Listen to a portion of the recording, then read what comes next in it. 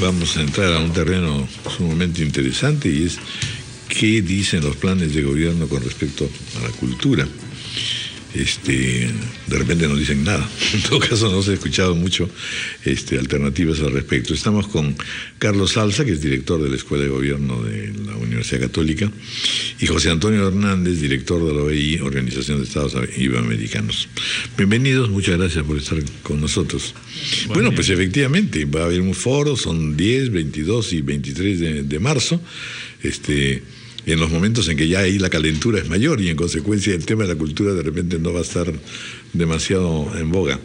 Pero resulta una iniciativa importante, sin duda, e interesante, porque si hay algo que está en una evolución muy rica en este momento en el Perú, es toda la parte cultural, ¿no es cierto? Y que están vinculadas además pues con la ética por un lado, con la educación y ciudadanía por el otro.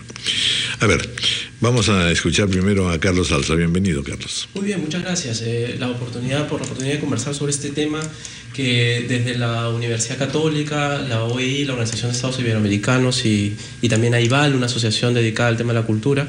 Acérquese un poquito al micro. Las tres instituciones nos hemos sumado a este proceso de construir un espacio de diálogo, de conversación, de análisis sobre lo que significa la cultura y su relación no solamente intrínsecamente con el tema de las artes, sino además su relación con otros sectores como la seguridad, la economía, la educación, la ciudadanía, que son para nosotros aspectos importantísimos. Hoy día creo hay todavía un desconocimiento y una poca conciencia de lo que la cultura le puede aportar al país. Se dice que hoy día la cultura le aporta casi 2% del PBI a la economía peruana, y eso es varias veces más de lo que significa por ejemplo, el aporte que hace la pesquería o que hacen otros sectores económicos.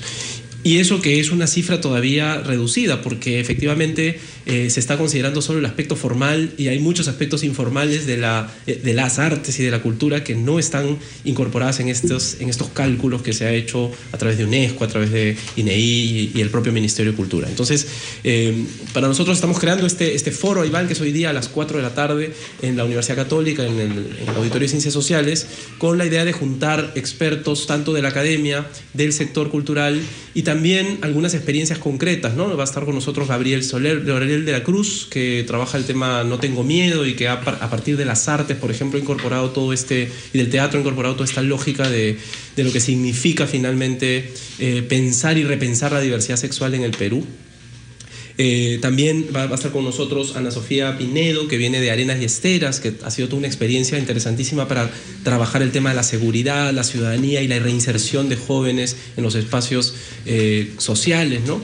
Entonces creo que hay que pensar, y es una invitación hoy día también a los partidos, a repensar el tema de la cultura, no solo como un asunto del folclore, que es lo que siempre ha ocurrido. O del folclore, o como un adorno. O como un adorno, sino o como un tema de museos, ¿no? Como un tema de museos o de monumentos, ¿no? Hoy día, por ejemplo, Rafa León tiene en su columna de Caretas, que se llama Secuestradas por su bien, una denuncia que me parece fuertísima, y es que en el distrito de Sarua, Ayacucho, llega el Ministerio de Salud y a las madres beneficiarias del programa Juntos las encierra por 3 horas sin posibilidad de salir en un recinto, en un hotel en realidad, prohibida salir, con la puerta con llave, para hacerles un examen ginecológico que, como sabemos, en zonas de la sierra chocan con sus temas culturales, y les dice que el examen es obligatorio y que lo están haciendo por su bien. Y están las madres secuestradas 3 horas sin poder salir, porque si no pasan por ese examen ginecológico no reciben el apoyo Juntos. Y uno empieza a recordar otra vez las mismas historias con respecto a esterilizaciones poco consentidas o mal informadas, pónganle el nombre que quieran, y aquí este es un problema de cultura. Así es. Definitivamente. ¿No? Sí, yo creo que es muy importante en un debate tan acalorado como el que se produce en una campaña electoral. De José Antonio Hernández, y en el que se tratan muchos temas que sin duda son importantísimos para nuestro presente y nuestro futuro: seguridad, la economía, etcétera, etcétera.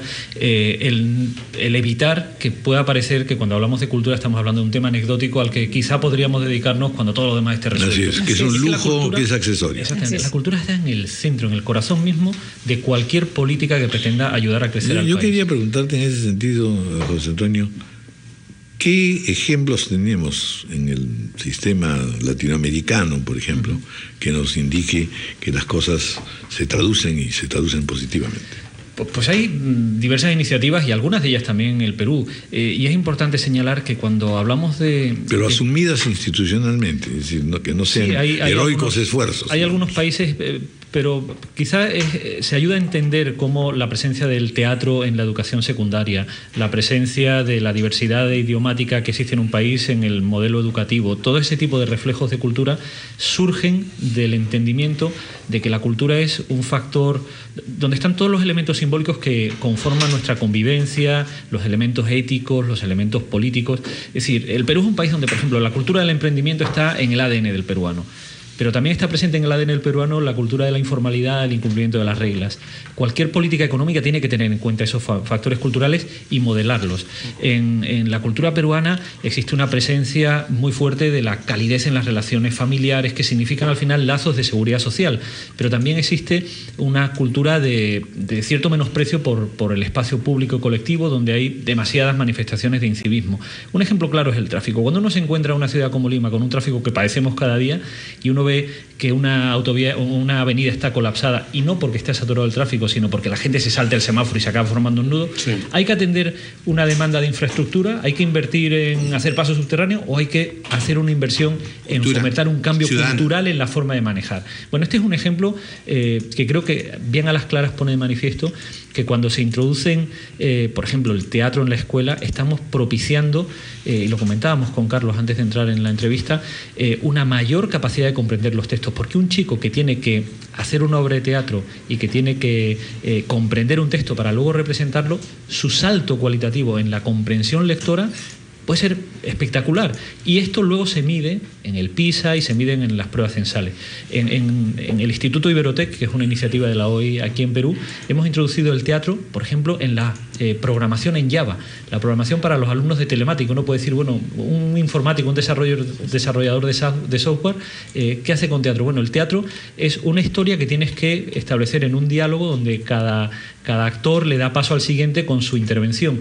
Un programa de Java es una secuencia de códigos que tienen que ir adecuadamente insertados. Cuando un chico mete en su cabeza la lógica del teatro, está metiendo la lógica de la programación informática.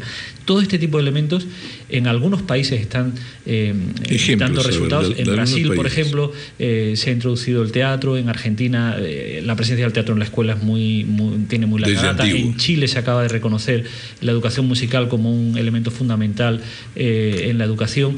Y creo que es bien importante en un país en el que afortunadamente la educación, hay un consenso sobre la enorme importancia que tiene para generar el desarrollo que el país necesita. Bueno, ahí viene además una cosa que es la multiplicidad cultural que tenemos, que ayuda también a tener una fisonomía mucho más rica, más desafiante, pero mucho más rica en términos de realización educativa, cultural, etcétera, ¿no? Y quizá uno de los temas claves también es pensar, como bien decía con el ejemplo Patricia, es pensar que la cultura en el Perú no es solo cultura, sino es también interculturalidad. Y eso es fundamental. Cuando uno piensa en las políticas públicas que se tienen que hacer desde salud, y piensa que el tratamiento del parto, por ejemplo, tiene que ser un tema horizontal, generalizado, y no lo piensa en términos de cultura y de interculturalidad, uno no ve que hay culturas que necesitan, por ejemplo, el parto vertical. Claro, ¿no? Y además inmediatamente se dice, como no se acepta lo otro, es que son unos bárbaros, por supuesto, sí, a la modernidad, al desarrollo, etc. Sí. Bueno, sumamente interesante. Repitamos entonces, ¿dónde va a tener lugar? ¿Qué días? Sí, el evento es el día de hoy a las 4 de la tarde en la Universidad Católica, en el Auditorio de Ciencias Sociales. El ingreso es libre, previa inscripción, hay que entrar a la página web de la Escuela de Gobierno y ahí hay un link de inscripción, y por supuesto el evento va de 4 de la tarde a 7 de la noche. Vamos a tener a Lucila Pautrat, a José Antonio Hernández, que también va a estar con nosotros hoy día, a Pedro Balbín del Ministerio de Educación, a Ana Sofía Pinedo de Arenas y Esteras y a Gabriel de la Cruz de... Pero hay otras fechas en marzo, ¿no? Sí, va a haber otras fechas en marzo, estamos justamente promoviéndolas progresivamente porque... 10, 22, 23. Es 22, 23, así es. Ahí queremos que participen los candidatos porque tienen que mostrarle también a la ciudadanía de qué manera en esas fechas los candidatos ya están con los nervios de punta. Bueno, pero y tiene que hablar de cultura, educación, ética y ciudadanía. Ahí vamos, Temas en el menores. momento. El tema de la ética y la cultura también se cruzan. La última encuesta de Proética que la hicimos con la... No, ahí vamos a tener un test Es un de quiénes tema son los gigante, candidatos ¿no? que son justamente más interesantes, porque Así es. se da cuenta de la importancia del tema. Bueno, pues muchas gracias. Gracias por esta conversación. Muchas gracias a ustedes.